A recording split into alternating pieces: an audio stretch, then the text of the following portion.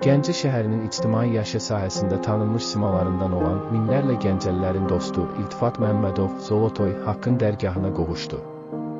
Qeyd edək ki, Zolotoy tanınmış jurnalist ASTV və Gəncəbasar bürosunun rəhbəri Əhməd Qadiroğlu'nun qardaşıdır.